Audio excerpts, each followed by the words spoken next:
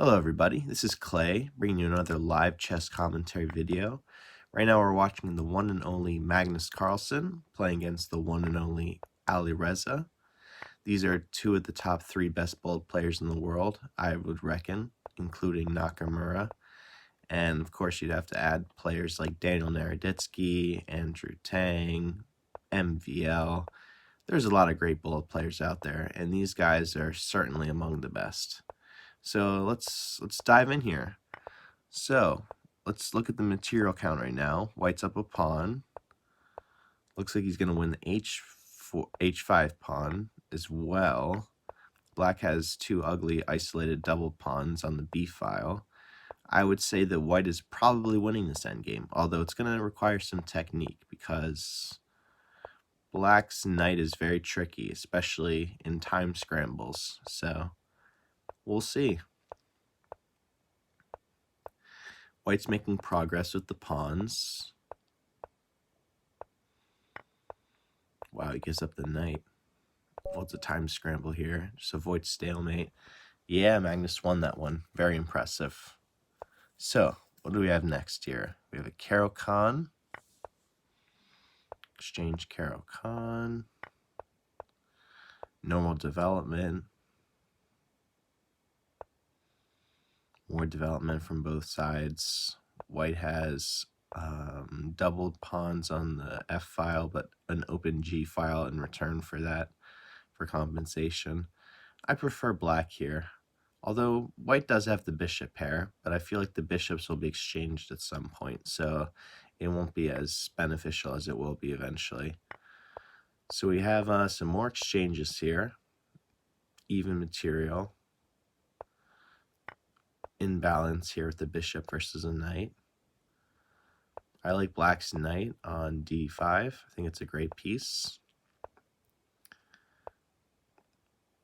I also like the king's position on f6. It's well guarded with the pawn chain. Not necessarily a pawn chain, but the pawn formation, I would say.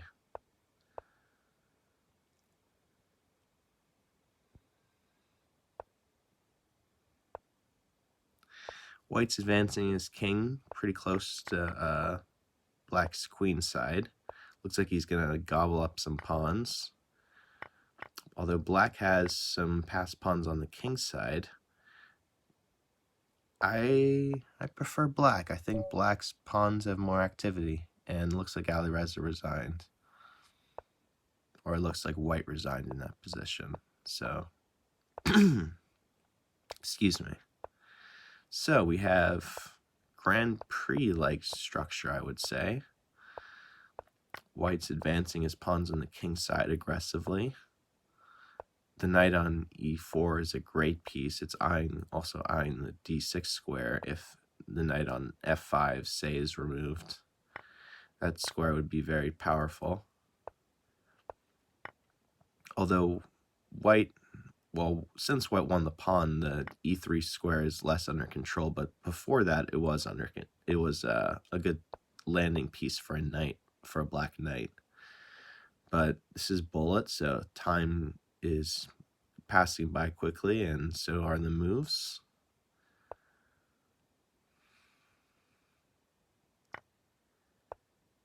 Let's see here. I definitely like white. I like how the bishops are pointing against the king. White wants to go into an endgame. Black refuses.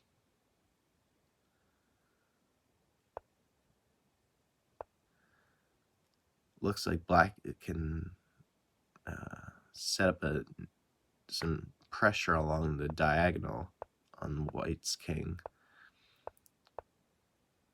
Are we going to have repetition is the question. Black chooses not to go for repetition. Though black is down on time, I would have went for the repetition given the time situation. But white's pieces are getting kind of active now. White can give a check, but white's king is also exposed. Ooh, that was a great finish there. Looks like white just delivered checkmate right away.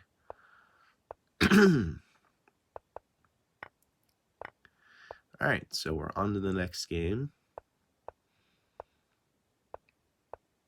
Black is pushing on the queen side.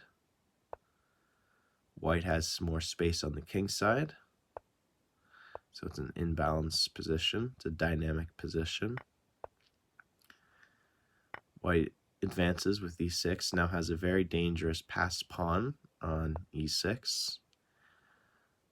Brings in the knight, looking to eye the f7 square potentially.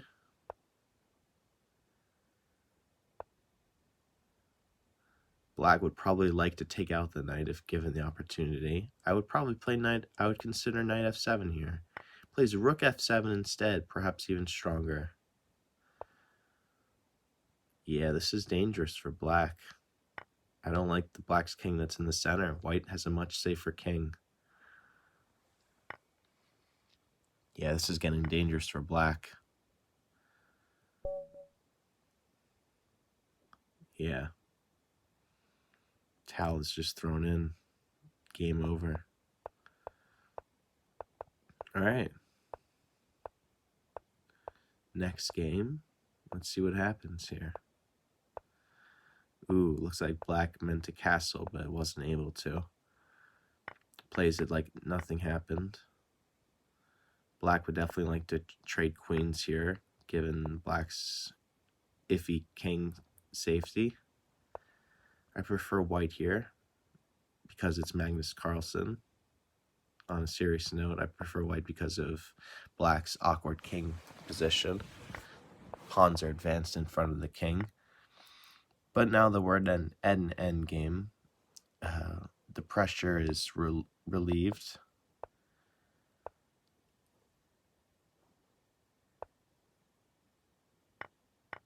I really like white's knight on d6, but position is changing rapidly here.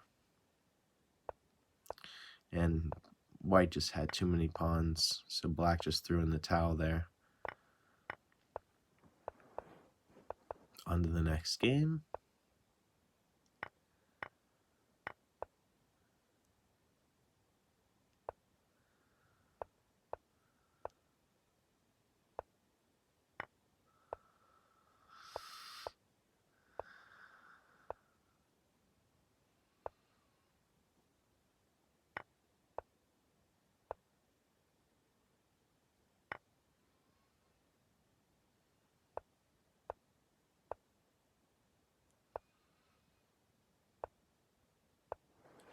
So white has connected pass pawns in the center of the board. Black has an awkward pawn yet passed on d4.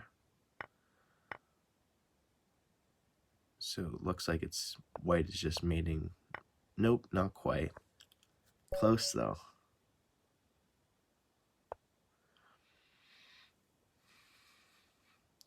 Next game, we have the Aliekin's defense. 4 pawns variation. I play this as black all the time, in fact. I like it because it's offbeat and you can throw the white opponent off guard. He has to be careful to not lose the pawn chain. Black has a lot of pressure on the advanced pawns. I think black is totally fine here. Black has an isolated pawn on e6, but it's not the end of the world. White's pieces are positioned very nicely in the center, but the question is, what exactly are they accomplishing? Right now they're just looking pretty in the center, but we will see how they improve and make progress. Black had some threats on mating white on the h2 square.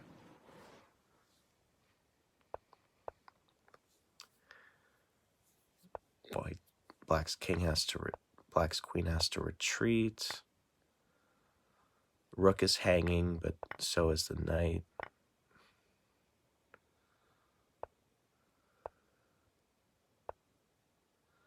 White's perhaps looking to create a passed pawn on the queen side with c6, which is played. The pawn on c7 is pretty dangerous, I would say. It's a time scramble now, though, so position doesn't matter quite as much as it did before. Black is pretty passive defending that pawn that was on c7. Pawn is traded off. Now we're into a totally equal endgame. Knight takes, king takes. Now it's winning for white. Moves are just flying around. Ooh, but white loses on time. That's painful.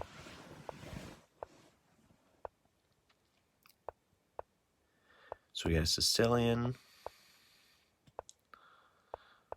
Black gains some space with the pawn on d4. The pawn's in white's camp right now.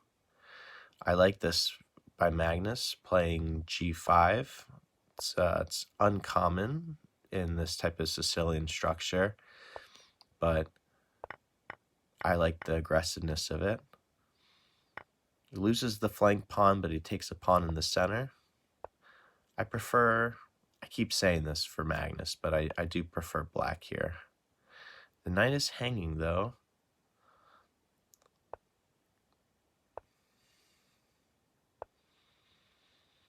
What's the body count here? It's even material. Black gets his king safe on the queen side. That knight on b5 is pretty annoying, though. Kicked away, understandably. Yeah, this is dangerous for white. Yeah, another check. King is pretty exposed on f3.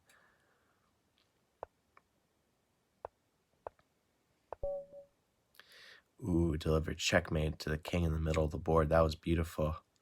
Beautiful game. I have no idea what's going on in this position. I think I'm just going to keep my mouth shut until something more sensible occurs in the game. Yeah, we have some trades here. Black has the bishop pair. White's queen is very active on the queen side. Black's king is very exposed in the center, can't castle. White, on the other hand, can castle at any moment's notice. Makes sense to take out the pawn. White can castle on the next move. Although there's probably even more here. Yeah, just castle. White has two beautiful pawns in the center. Black's king is still exposed, so naturally I think white's better, given that white's also up two pawns. This is a dream position for white. Just advance the pawns in the center. Continue gaining space. The black's king isn't very safe. White's king is perfectly safe. Black is gaining some activity with the rook on c3, sure, but it's just not enough. And black just throws in the towel, it seems. Unfortunately, since I'm on my phone, it doesn't actually show who won and who lost. It just goes on to the next game. On the computer, on the other hand, it actually shows who won and who lost, including the record of the game. So, unfortunately, my phone doesn't show those things, but I figured I would record these games anyway since they're interesting enough and to give commentary.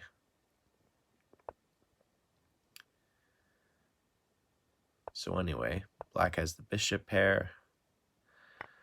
Black's king is kind of exposed though because of no pawn on the g file, no g pawn I mean. Ooh, this is dangerous for black. I really like the rook on g3. Although black's king is now pretty active, these pawns are pretty dangerous now. I think it was great that black was able to reach an endgame. Although black is down a piece though. And he just throws in the towel, it looks like. I really wish that I could see the score to know who resigned, but that's okay. I just wanted to record these games like I mentioned.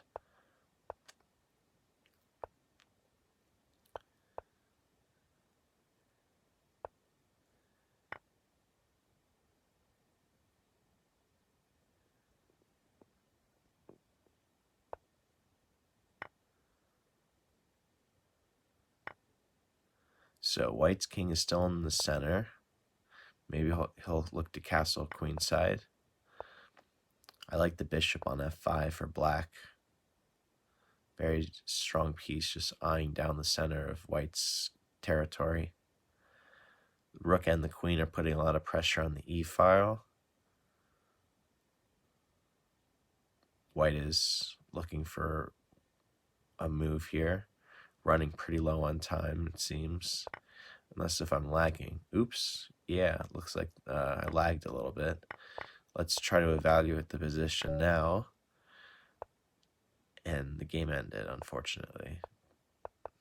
So I think I'll end recording in a little bit. I think I'll watch one or two more games. We'll see what happens.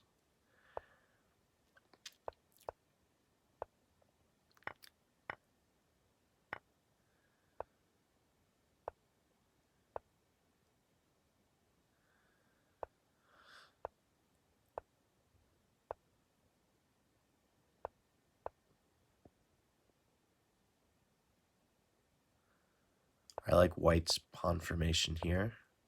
The pawn on c3, d4, and e5. I like black's bishop, especially how it's on d3 right now. It's a very strong piece. Black is getting some activity along the b file. White's pretty passive right now, just keeping the rooks around. Black was able to win a pawn in the meantime. Now has a passed a pawn, which is pretty valuable.